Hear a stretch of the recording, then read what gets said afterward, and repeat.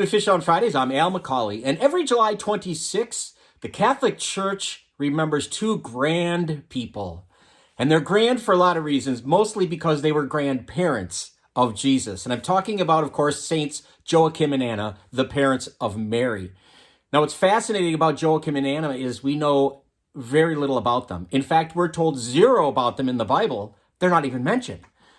Mary's parents aren't mentioned. They're not mentioned by name. And so you may say, well, how do we know who they are then? How do we know their names? Well, a lot of this comes to us from tradition, from oral tradition, and from different sources that are written down outside of the Bible.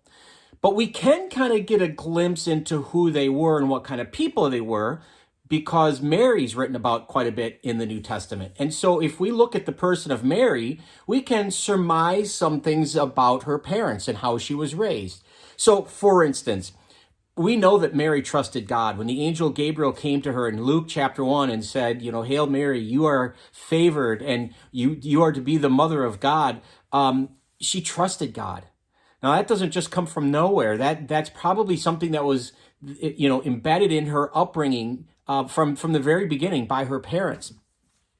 We know that, and by the way, that trusting in God helped her with really tough decisions, because we know something else about Mary, that she persevered in very difficult times. Think about the flight into Egypt. First of all, think about the idea of being a young lady pregnant outside of wedlock. And then the flight to Egypt to escape Herod's wrath with the baby Jesus. Think about what it must have been for her to search for her child who was lost in the temple when he was 12 years old. Think about how she reacted during Jesus's crucifixion, to be able to endure watching your son be tortured and killed unfairly as he was. So all of those things, the fact that she was devoted to God and she persevered through those tough times, really, where does that come from? If not from her parents, that it was instilled in her, how she reacted in times of danger and in times of crisis, that she trusted in God no matter how bad it got. That had to have been instilled from Joachim and Anna. We can also glean from the scriptures that Mary loved her family, and especially Jesus. She loved him dearly and accompanied him into his public ministry. In fact, if you read John chapter 2, she's the one who initiates his first miracle, the changing of the water into wine.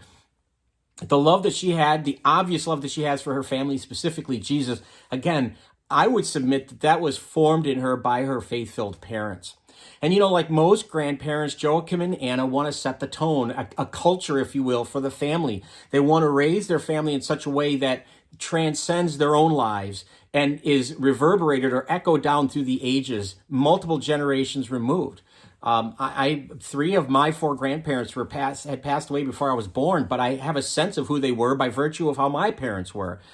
So the idea of grandparents is a wonderful thing, and the church is just really wise, I think, to celebrate Joachim and Anna, the grandparents of Jesus.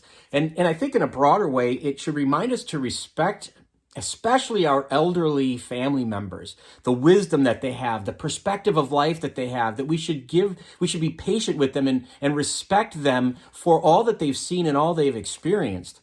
The spiritual gifts that we get from them should ultimately, I think, breed in us a sense of gratitude for them in our lives. So Saints Joachim and Anna, again, we don't know much about them, but boy, we could tell a lot about them from what we know about Mary in the scriptures. And again, just a great glimpse into our own grandparents and how we should love and respect them. Thanks for watching. I hope this has been helpful. Perhaps you want to share this with this content with your own grandparents and or maybe watch it with them. But either way, we would love it if you would subscribe to our YouTube channel, follow us on Facebook. But either way, please keep tuning in every Friday for Fish on Fridays. Until next time, please be good to each other and God bless.